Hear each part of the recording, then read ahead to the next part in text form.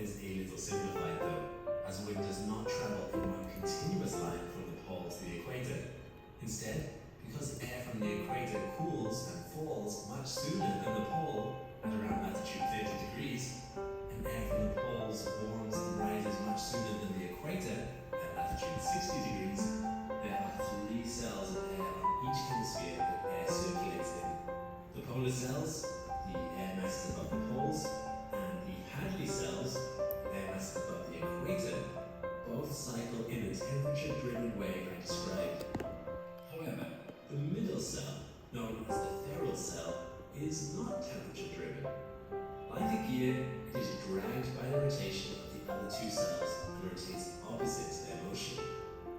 In terms of our northern polar vortex, this means that once the...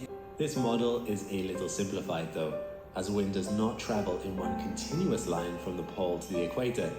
Instead, because air from the equator cools and falls much sooner than the pole at around latitude 30 degrees, and air from the poles warms and rises much sooner than the equator at latitude 60 degrees, there are 3 cells of air on each hemisphere that air circulates in. The polar cells, the air masses above the poles, and the Hadley cells, the air masses above the equator, both cycle in the temperature-driven way I described. However, the middle cell, known as the ferrule cell, is not temperature-driven. Like a gear, it is dragged by the rotation of the other 2 cells and rotates opposite to their motion. In terms of our northern polar vortex, this means that once the air from the pole heads south, it's met by warmer wind traveling in the opposite direction. And when 2 air fronts of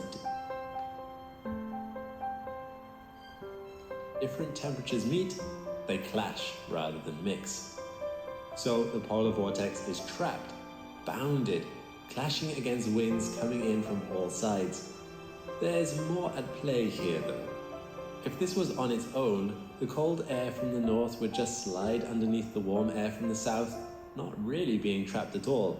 There is a second force at play that redirects those winds, spinning them into a vortex that keeps them circling the poles rather than coming down towards the equator, whipping them along with it and dragging the entire polar cell into a massive Antarctica-spanning vortex.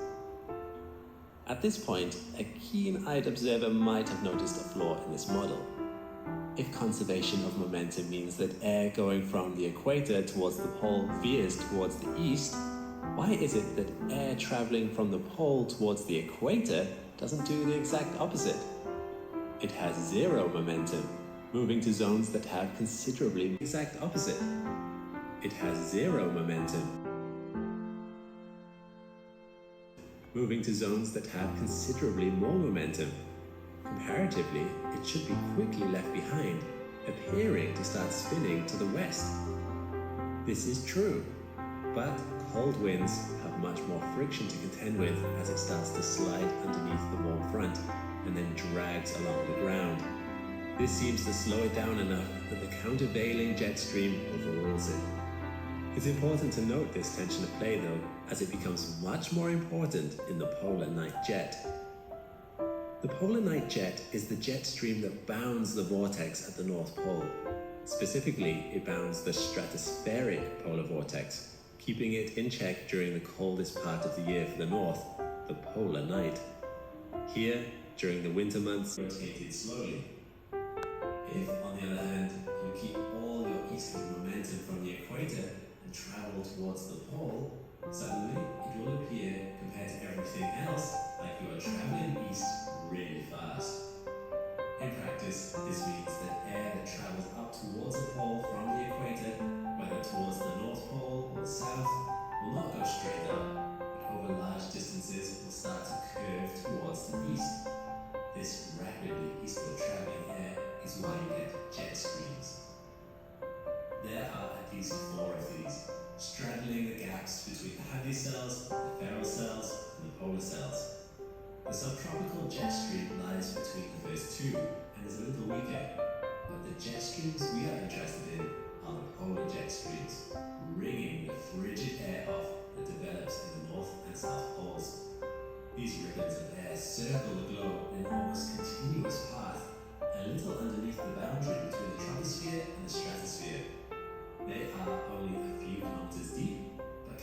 hundreds of kilometers wide, and in their hearts, the wind can travel at 400 kilometers per hour. As a reminder, over 120 kilometers per hour is getting into strength level of hurricanes. The jet stream around the South Pole is very stable. Its powerful winds overrule the polar winds trying to leave the polar air mass, whipping them along with it and dragging the entire polar cell into a massive Antarctica-spanning vortex. At this point, a keen-eyed observer